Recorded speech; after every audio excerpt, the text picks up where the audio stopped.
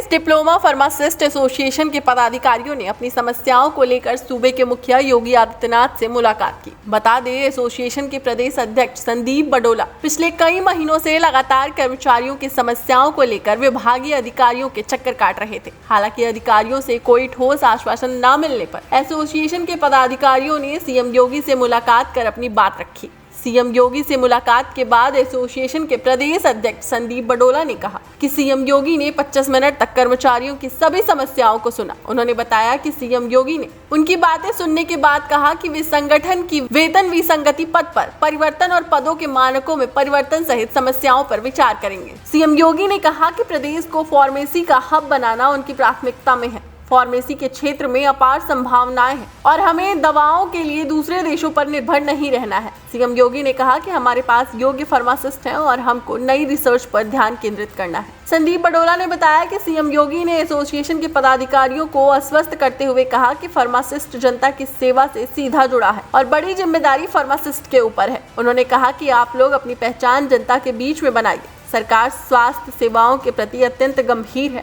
और प्रदेश के ग्रामीण क्षेत्रों में स्वास्थ्य सेवाओं को और मजबूत किया जाएगा। सीएम योगी से आश्वासन मिलने के बाद एसोसिएशन के प्रदेश अध्यक्ष संदीप बडोला ने क्या कहा, आइए आपको सुनाते हैं। मैं Sandeep Badola, chairman Uttar Pradesh pharmacy council और प्रदेश अध्यक्ष diploma pharmacy association Uttar Pradesh. कल दिनांक 18 तारीख को फार्मेसी काउंसिल का और डिप्लोमा फार्मेसी एसोसिएशन का एक प्रतिनिधिमंडल प्रदेश के माननीय मुख्यमंत्री जी श्री योगी आदित्यनाथ जी से उनके आवास पर मिला और फार्मेसिस्ट समाज की, फार्मेसिस्ट संवर्ग की, फार्मासिस्टों की तमाम समस्याओं से उनको अवगत कराया। जो हमारी वेतन विसंगति है, आज हरियाणा और उत्तराखंड में भारतीय जनता पार्टी की सरकार है, वहाँ फार्मासिस्टों को उत्तर प्रदेश के फार्मासिस्टों से अधिक वेतन मिल रहा है। सब माननीय मुख्यमंत्री जी के समक्ष रखा गया। पदनाम परिवर्तन की मांग रखी, जो गैर वित्तीय मांग है, माननीय मुख्यमंत्री जी उसके प्रति कुछ गंभीर भी दिखाई दिए। इसी प्रकार जो हमारे सीएससी पीएससी हैं, वहाँ पदों के सृजन के मानक में संशोधन हेतु माननीय मुख्यमंत्री जी से बात की गई। एक विशेष अनुरोध माननीय मुख्यमंत्री से किया गया कि अभी विगत दिनों जून माह में महानिदेशालय में फर्जी अर्धशासकीय पत्रों के आधार पर हमारे तमाम पदाधिकारियों के स्थानांतरण किए गए। महानिदेशालय में बैठे अधिकारी को उन फर्जी अर्धशासकीय पत्रों के बारे में पूरी जानकारी दे दी गई है, वहां जांच भी हो चुकी है, लेकिन उसके बाद भी महानिदेशालय में बैठे अधिकारी उन फर्जी अर्धशासकीय पत्रों के आधार पर किए गए स्थानांतरण को निरस्त नहीं कर रहे हैं। माननीय मुख्यमंत्री से मांग की गई कि इस पर जांच बिठाकर जो दोषी हैं उनके खिलाफ कार्रवाई की जाए। और एक पदोन्नति की स्थिति है कि आज भी हमारा जो संयुक्त निदेशक का पद है, पिछले 7 वर्षों से उस पद पर पदोन्नति की प्रक्रिया नहीं की गई, जबकि सरकार बार बार रिक्त पदों पर पदोन्नति करने हेतु सभी विभागों को आदेश जारी कर रही है। और स्थिति यह है कि जो चीफ फार्मासिस्ट प्रभारी अधिकारी फार्मेसी के पदों पर जो पदोन्नति की प्रक्रिया हो रही है, उसमें भी मात्र 15-20% पदों पर पदोन्नति की प्रक्रिया और ये शेष पद हमारे आज भी खाली है। माननीय मुख्यमंत्री से इस पर कहा गया कि कृपया संबंधित अधिकारी को इस प्रकार के आदेश जारी किए जाएं।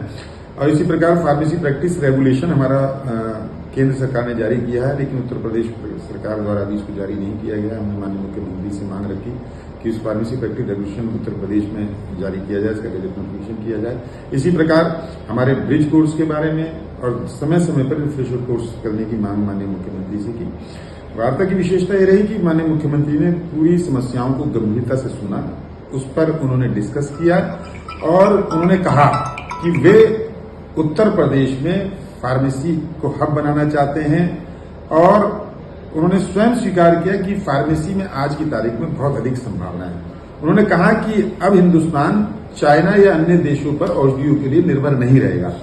आज हम अनेकों रिसर्च के माध्यम से आज हमारे पास बहुत ही qualified D Pharm, B Pharm, M Pharm, Pharm D के तमाम बेरोजगार हमारे पास उत्तर प्रदेश में हैं। उनको लेके हम रिसर्च पे जाएंगे, नई खोज करेंगे और औषधियों के लिए भारत और उत्तर प्रदेश अपने ऊपर ही निर्भर रहेगा।